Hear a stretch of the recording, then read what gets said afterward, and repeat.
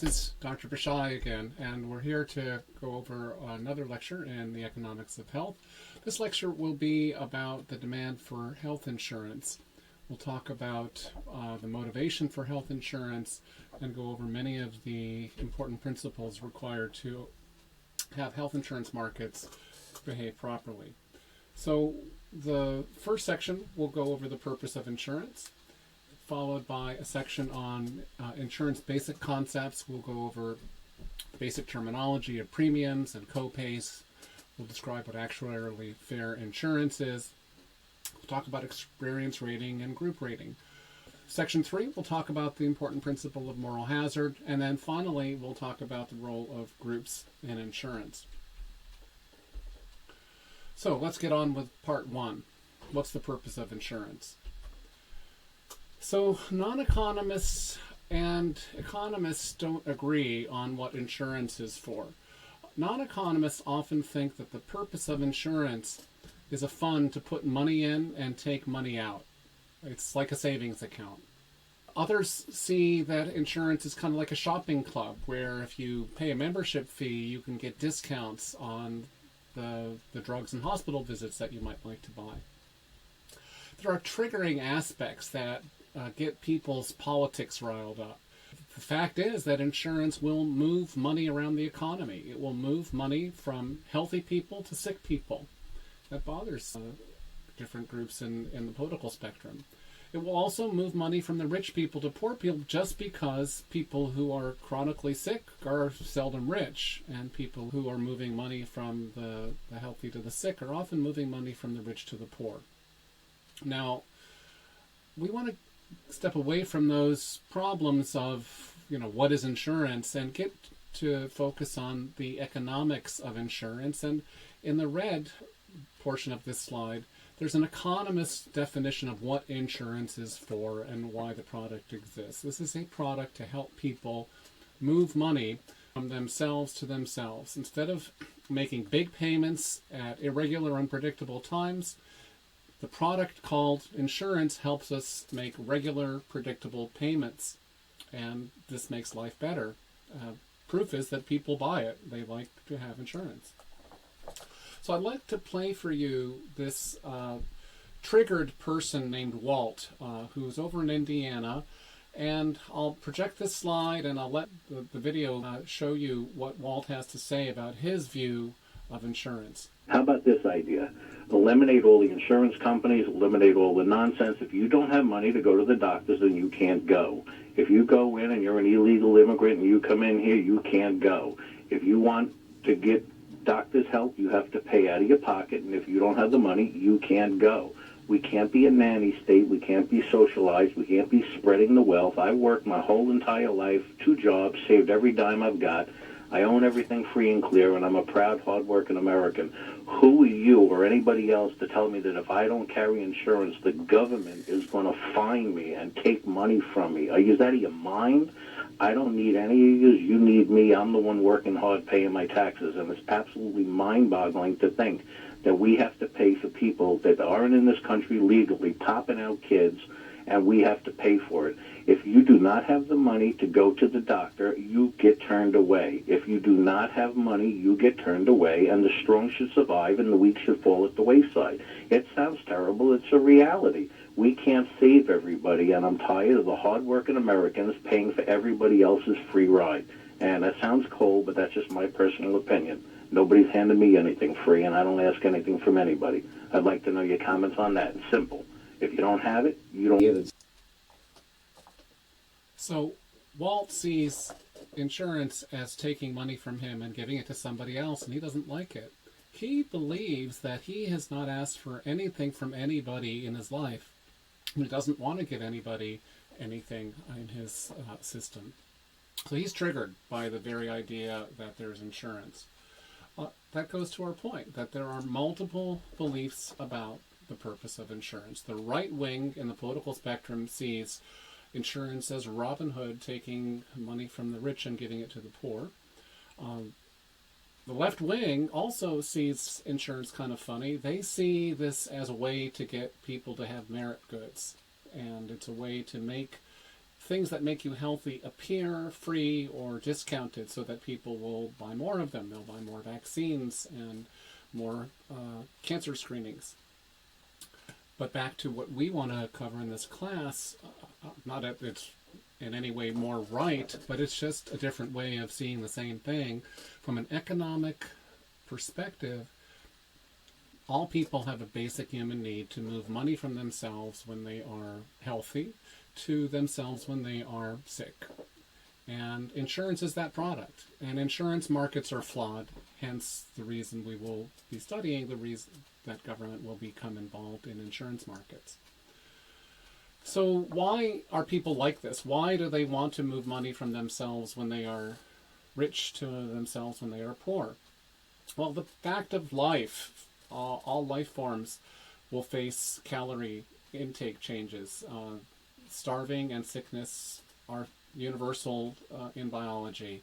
And the existing stock of organisms has evolved through Darwinian selection to not like to starve and be sick. The ones that didn't object to starvation are probably not with us anymore. So the biological problem is universal. All organisms face a universal problem of transferring resources from themselves during fat times. The tree shown here has to make roots and tubers to store starch during the summer to get through the winter. The cat has to store fat in order for it to survive when it's unable to get Purina cat chow. The squirrel in the bottom right is storing food caches, running around all of the oak trees, finding the acorns and storing them to transfer resources from itself to itself. Social beings have another way of doing it that's not so biological, and we use social systems to move resources from ourselves to ourselves. So in social mammals, pictured here are lions in a pride. They're known to have variable success when hunting. And so lions have developed the capacity for reciprocity. They recognize members of the pride, and they recognize that if you help your sisters in the pride, they will help you, and they can enforce cooperation. And if a lion in the pride tries to be selfish and not share, things won't work out well for her, etc. Also pictured is as a human being who is sharing. They captured a snake that they want to have for dinner, and they are sharing it with other hunters in the Kungsang tribe. So we're spreading risk to an entire group, and this is something that is basically biological. Insurance is the next step in that pathway of biological response to the need to get through hard times. Now, what we're about to talk about is the economic version of this basic need to shelter ourselves from risk. And I'm going to give you two different related stories about why human beings and probably other creatures have aversion to risk. They don't want to be facing uncertainty in their biological life and in their economic life. One story is going to be called the diminishing marginal utility of income story, and I'll show you how that one works. And then after we've covered diminishing marginal utility of income as a reason for risk aversion, I'll describe why the disutility of variance in income, the basic badness of income that goes up and down widely, why that's no fun. All right, so let's talk about risk aversion as a fundamental reason for us to want to have insurance. I'm going to, for the next 5-10 minutes, talk about a lottery. This is a lottery with only two payouts. If you buy this lottery ticket with 50% chance, you're going to make $500. With 50% chance, you're going to make $100. Guaranteed payment, trust me, it's a sure thing. Payment will be immediate, and it's up to you in terms of how you want to play the lottery. Okay, so here's a quiz question for you, and I'll let you go ahead and answer this quiz question.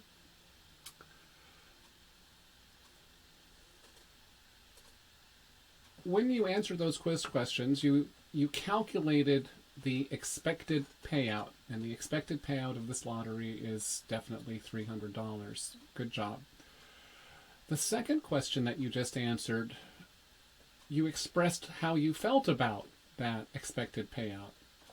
Okay, so let's talk about John and Mary. They are given a choice of whether to play the lottery or just buy a sure thing version. Just take a payout of $250. And Mary says, no, I don't want the $250. I want to play the lottery for maybe I'll get $500. John, however, says, I don't want to take my chances. I could walk away with $100, and I'm walking away from the sure thing, this $250. You've learned something about John and Mary, and any of you have watched the game show Deal or No Deal. You see different people approach the offer from the control tower in different ways. Some people really love to take risk more, and others say, no, I'm opting out. I'll take the sure thing. So let's move on that idea. I want to go ahead with a lottery insurer. Supposing the governor of your state says, I really think everybody should play this lottery, and I want the state to run it, and I will ask all citizens to pay $300, and everybody gets a ticket to this lottery. It's kind of like Hunger Games. I don't know why the governor did this, but they did it. So everybody has to do this. Everybody has to be exposed to risk. There's some winners and some losers. However, this case is different because an entrepreneur named Joe assembles a group of 1,000 people. And Joe is a selfless do-gooder. He just loves making people happy. So he says to everybody in the state, you give me $300 and I will play the lottery for you. And so he does. He plays the lottery 1,000 times for his 1,000 customers, and he should, by law of large numbers, he should make about $300,000 plus or minus. It's going to be much, much closer because the average of 1,000 plays in this lottery is statistically so much closer to $300,000 than either $100,000 or $500,000. So out of his winnings, he pays each person their $300 back. And he's even. Statistically, he comes out with no profit. All right, so in this town, why would anybody prefer to go to Joe instead of playing their lottery on their own? Obviously, because half the time you're going to lose. You're going to come out $100 reward for the $300 lottery ticket, so you'd be better off with Joe. Half the time you're better, but people are risk averse. So because of risk aversion, Joe actually doesn't have to be such a selfless guy. He can actually pay everybody something less than $300. He can pay people $250 as the return from his version of the governor's $300 lottery. And supposing X is the payment that he decides to do is to make a profit, his profit will be 1,000 times X. So X is not quite equal to the risk premium, but it's going to reflect the risk premium. The risk premium is the amount of money a risk-averse person would pay to substitute a sure thing for a risky proposition. And I want to now go through a graph of the risk premium so you can see it and look at the full economics of this situation. Okay, so what do I have on this graph? I have the payout. With 50% chance, you get $100. With 50% chance, you get $500. On average, this pays about $300, so I graph that as the average. If you win $100, what I've drawn here is the utility of these payments. You get U of 100 is something here. Looks like a fair amount of utils. But the utility of $500 is not twice the utility of $100 because I've drawn this utility curve to embed the assumption of diminishing marginal utility of income. An extra dollar for somebody who is only having $100 increases their utility by more than an extra dollar for somebody with $500. Obviously, if this was $100,000 and $500,000, you'd buy it more, but we find this again and again and again. The richer you are, the less excited you get over one new dollar. The poorer you are, the more excited you get over one new dollar. So the diminishing marginal utility of income assumption is very rooted in empirical observations. Remember, if you get $100, this is your utility. If you get $500, this is your utility. Now there's an asymmetry. Half of the payout, the expected payout is 300, but the expected utility is half of U of 500 plus half of U of 100. The expected utility of this lottery is here. It's this level drawn from this indifference curve. So X is the dollar value of the payout that gives you the expected utility. So X is the dollar value of the expected utility of the lottery. 300 is the dollar value of the expected payout, and it's different. The dollar value of the expected utility is lower than the dollar value of the expected payout. So the lottery player expects to be exactly this happy, and they are indifferent to X or playing the lottery. So this is the dollar value of the lottery. And it is not the same as the utility of the expected value. Why? Because of the diminishing marginal utility of income. So the big point is that the expected utility, the U of 300, is not where you are. That is the utility of the expected payout, but you don't get the utility of the expected payout. You get the utility of 100 and average that with the utility of 500, and that is lower than the utility of 300. So because of that, if you are faced with this lottery, you are indifferent between playing the lottery and point X dollars. X dollars, let's say it's 270. And so in you facing Joe, instead of playing the lottery and getting an expected value of 300, you say, I'm indifferent between playing the lottery and parting with $270, and you give Joe $270, and you don't have any more risk. You have no chance of getting $100. You have no chance of getting $500. You're definitely going to be here with certainty. And that feeling of certainty that you're definitely going to end up with this many utility points is better than being half here and half here. So this is where a diminishing marginal utility of income gets us. We find that we are so downtrodden in the low payment state, it really doesn't compensate us. It doesn't average out the high payment state. And we're better off somewhere below the utility of $300. This is the certainty equivalent of this lottery. Now, this curve is for risk-averse human beings, which I assert is the most common form of human being. There are robots that are risk neutral, that don't behave like this. They don't have millions of years of evolution making them fear risk, and they would just not care to give you any money to avoid a risky proposition. And there are conditions of humanity where there's risk loving. These are people who enjoy the gamble, the thrill of maybe losing it, maybe winning it. The emotion of that high is worth money to them, and they will pay you more to be in the lottery. In fact, their utility gets higher than the certainty. So they would rather be in the lottery than pay you money to be out of the lottery. So back to the definition of a risk premium. It is the amount of money a risk-averse person would pay to substitute a sure thing for a risky proposition. So Joe can make money. Insurers can make money on the spread between the expected payout and the point that gives the utility of certainty. The amount that they can make depends on the concavity, on the slopingness of that diminishing marginal utility of income. Now, switching gears to one more rationale for why there is insurance.